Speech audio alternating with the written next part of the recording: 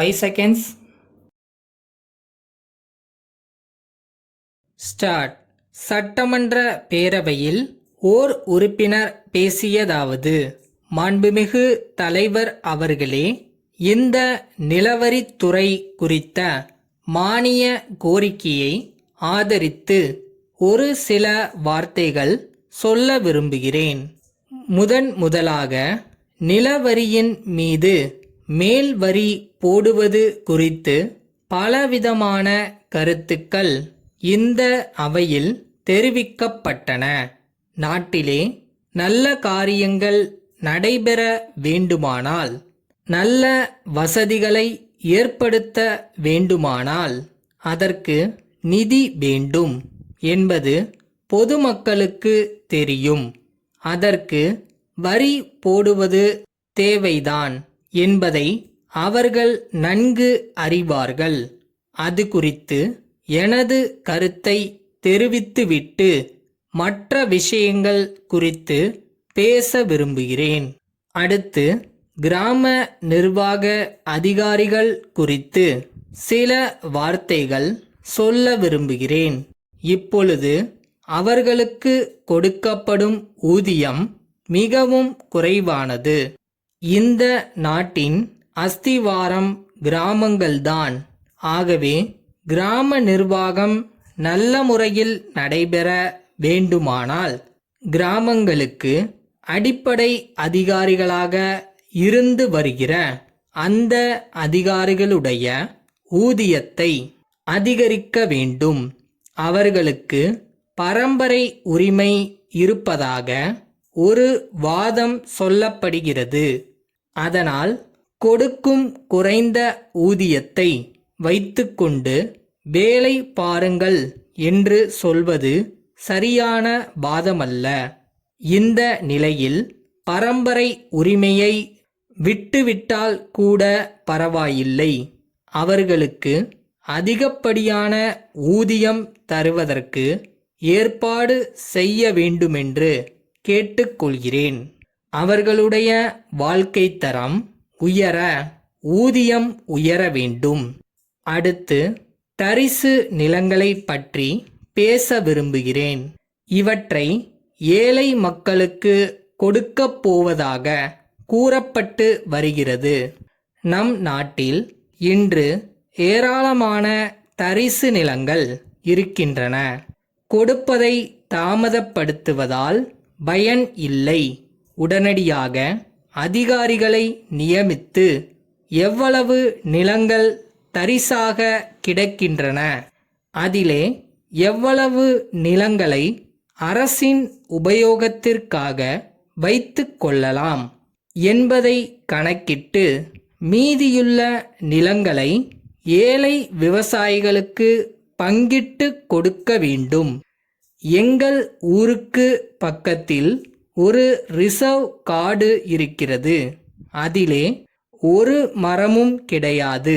இம்மாதிரியான காடுகளையெல்லாம் கூட தரிசு நிலங்களோடு சேர்த்து கொண்டு ஏழை விவசாயிகளுக்கு பட்டா செய்து கொடுக்கும்படி கேட்டுக்கொள்கிறேன். நிலத்தில் யார் நேரடியாக விவசாயம் செய்வார்களோ அப்படிப்பட்ட நிலம் இல்லாதவர்களாக பார்த்து அந்த நிலங்களை கொடுக்க வேண்டும். இதனால் உணவு உற்பத்தியும் பெருகும், வேலையில்லா திண்டாட்டமும் ஒழியும். அடுத்து கடன் வசதியை பற்றி குறிப்பிட விரும்புகிறேன். நம் நாடு ஒரு விவசாய நாடு. விவசாயத்தில் ஈடுபட்ட விவசாயிகளை நாம் முதலில் கவனிக்க வேண்டும். அவர்களுக்கு கடன்காரர்கள் தொந்தரவு அதிகமாக இருக்கிறது. இந்த நிலைமையில் விவசாயிகள் தவித்துக் கொண்டிருக்கிறார்கள். அவர்களுக்கு அரசே கடன் வசதி செய்து கொடுத்து நிவாரணம் அளிக்க வேண்டுமென்று கேட்டுக்கொள்கிறேன். நான் ஒரு விவசாய குடும்பத்தில் பிறந்தவன். அதனால் அவர்களுடைய நிலை எனக்கு நன்றாக தெரியும். அவர்களுக்கு அரசு உடனே ஆவன செய்யும் என்று நம்புகிறேன். சோழவந்தான் திருவாளர்கள் நாதன் கம்பெனி அவர்கள் கான்பூரில் உள்ள பாட்டா கம்பெனி விற்பனை மேலாளருக்கு எழுதிய கடிதம். அன்புள்ள ஐயா, நாங்கள் சோழவந்தானில் முக்கிய கடைவீதியில் ஒரு ரெடிமேட் ஆடை கடை வைத்து நடத்தி வருகிறோம். தற்போது தங்களது நிறுவனத்திற்காக ஒரு கடை திறக்க இருப்பதாக அறிந்து இந்த கடிதத்தை எழுதுகிறோம். நாங்கள் தற்போது வைத்துள்ள கடையை விரிவுபடுத்தி அதில் தங்களது கம்பெனியின் கிளையை நாங்களே எங்களது செலவில் நிறுவி வியாபாரம் செய்ய தயாராக இருக்கிறோம் என்பதை தெரிவித்துக் கொள்கிறோம். இது சம்பந்தமாக கீழ்க்கண்ட விவரங்களை தெரிவித்துக் கொள்கிறோம். எங்களது கடை மேற்படி ஊரில் முக்கிய வீதியில் ஜன நெருக்கடி உள்ள இடத்தில் அமைந்துள்ளது. நாங்கள் ஏற்கனவே ரெடிமேட் துணிகள் வியாபாரம் செய்து வருவதால் மக்களின் நன்மதிப்பை பெற்ற நிறுவனமாகவும் பள்ளி குழந்தைகளின் சீருடைகளை விற்பனை செய்வதால் மேற்படி ஊரில் உள்ள அனைத்து பள்ளிகளுக்கும் நன்கு அறிமுகமான கடையாகவும் இருந்து வருகிறது.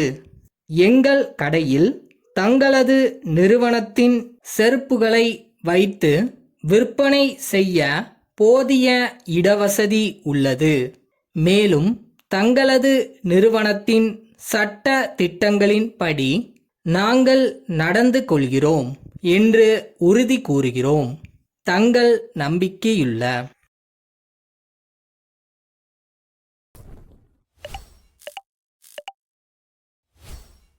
ஒரு ஸ்டேஜ்லையும் யாராவது ஒருத்தர் நம்ம மேல நம்பிக்கை வைக்கணும். ஆனா மோஸ்டா அந்த நம்பிக்கையை நாம நம்ம மேல வைக்கணும்.